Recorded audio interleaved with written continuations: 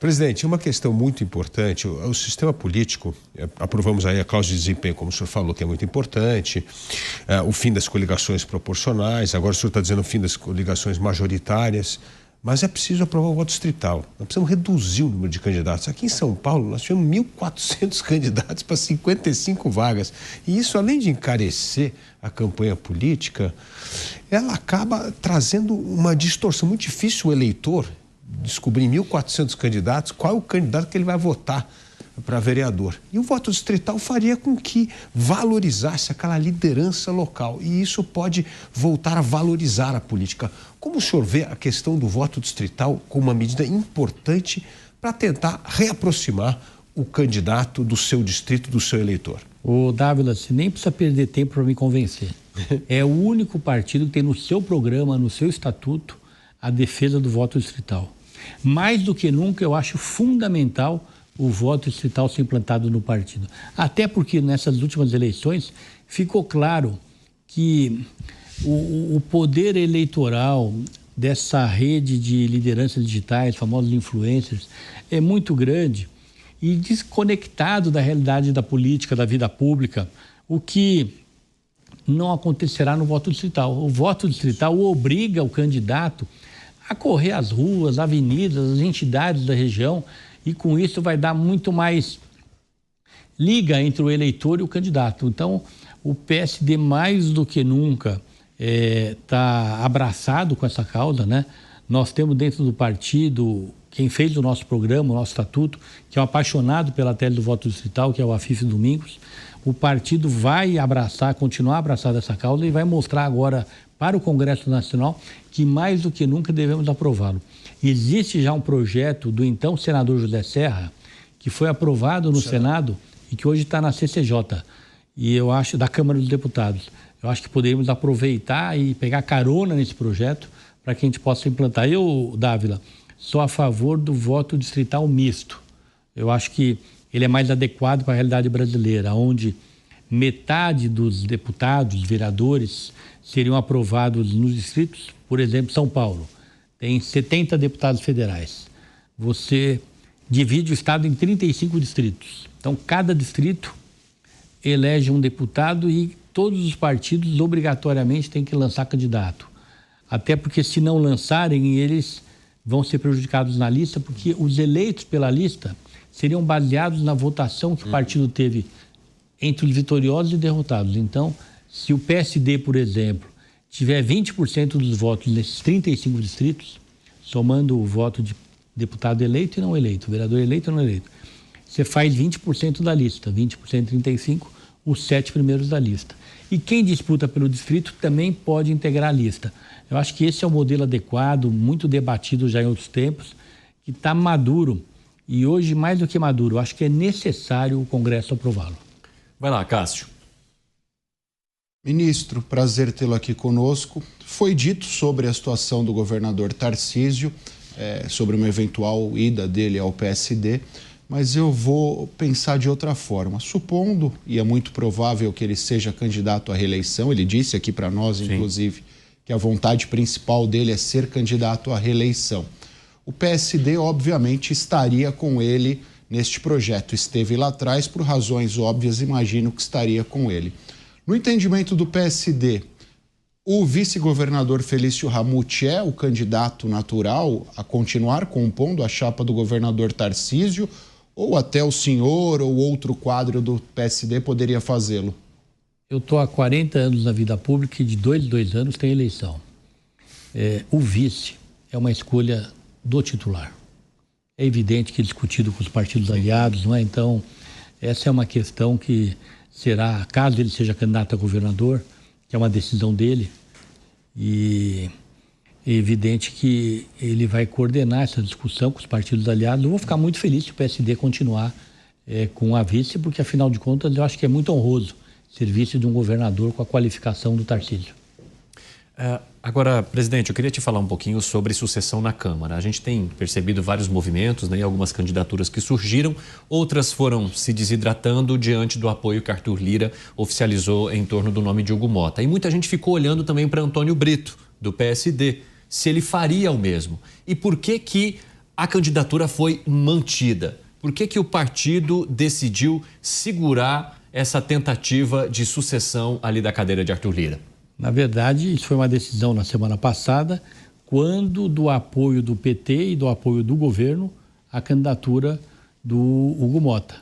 No momento que o PT e o governo apoiam o Hugo Motta, se torna uma candidatura com grande chance de vitória. Mas naquele momento é evidente que não havia outra decisão da bancada a não ser manter a candidatura e não sair correndo atrás de um candidato só porque ele vai ganhar as eleições. O que a gente sabe é que o nosso líder Antônio Brito recebeu um convite do Arthur Lira e do Hugo Motta para conversar, não é? A semana passada. Eles vão conversar essa semana e caberá à bancada daí definir se mantém uma candidatura do Antônio Brito ou se eventualmente conversa para compor em torno do Hugo Motta. O que eu posso dizer a você é que o Antônio Brito é um dos deputados mais bem preparados da Câmara dos Deputados. Para o Congresso Nacional e para o Brasil, ter uma pessoa como Antônio Brito à frente da Câmara dos Deputados é algo muito positivo. É algo realmente que vai valorizar muito a Câmara dos Deputados. Mas a decisão será tomada pela bancada, não é? No sentido de manter ou não a candidatura do Brito. Agora, presidente, independentemente do que acontecer, o senhor entende que hoje o PSD é prestigiado na indicação para a mesa diretora, para cargos importantes, ou o senhor tem visto o partido ficar um pouco de fora desse debate? Qual que é o teu posicionamento na maneira como a Câmara está negociando esses cargos? Bom, primeiro é uma negociação que está se iniciando agora, não é? O PSD participou e compôs o grupo que lançou o Arthur Lira, depois que lançou o Arthur Lira candidato à reeleição, e agora a eleição é só em fevereiro, portanto as articulações em torno dessa candidatura, elas mal começaram, né? Seja do Hugo Motta ou de outro que venha a surgir. O senhor acha que é muito apressado olhar dessa maneira agora? Eu acho que sim. A eleição é 1º de fevereiro. Mas manter ou não a candidatura nesse momento vai ser uma decisão da bancada que contará com o meu apoio. Bom, vamos lá, Piperno. Como é que o senhor vê, o seu partido vê a questão da falta de transparência e de rastreabilidade das emendas parlamentares, algo que tem sido muito cobrado, não só pelo ministro Flávio Dino, como por parte da sociedade? Com muita preocupação. Isso afasta a sociedade da política. A votação que nós tivemos, por exemplo, nessas eleições, de pessoas que não estavam na vida pública, é uma manifestação de indignação, não é? É um alerta, não é? Para todos aqueles que integram o parlamento. A sociedade, ela quer transparência, o bom uso do recurso público, quer desenvolvimento, quer geração de emprego, e é evidente que, pelo menos em relação a mim, não tenho nenhum constrangimento de falar, porque eu já fui parlamentar, eu fui vereador, fui deputado estadual, fui 2 vezes deputado federal. Eu acredito que é legítimo o deputado querer recursos para levar para suas bases, mas a transparência é fundamental. As pessoas têm o direito de saber para onde vai o dinheiro do seu imposto. Vamos lá, Mano.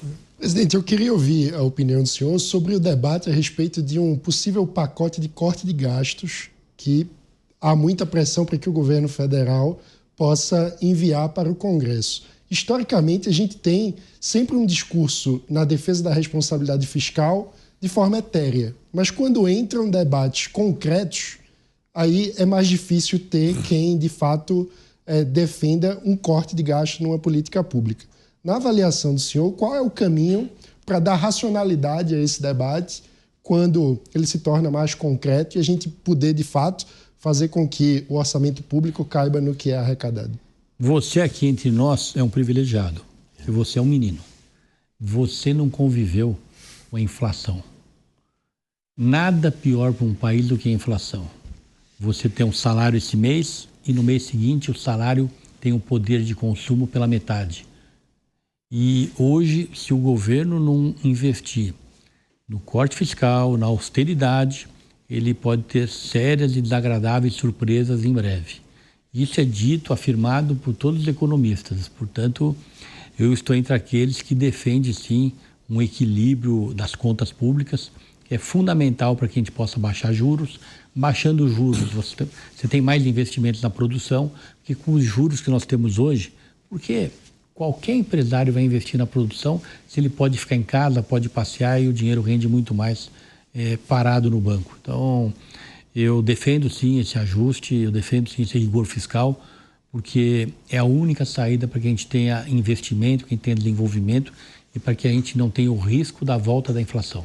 Mas como sair da defesa mais geral do princípio, que eu acho que todo mundo concorda, para o debate concreto de onde cortar, que eu acho que é o grande desafio? Aí daí, desculpa, o governo foi eleito para isso, né? Cabe ao governo que está lá vendo as contas, vendo as despesas, vir com a proposta. Ele não tem a menor condição, aqui quietinho, onde eu estou em São Paulo, da minha opinião. O governo tem que vir com o pacote e defendê-lo, não é? E com convicção, não é?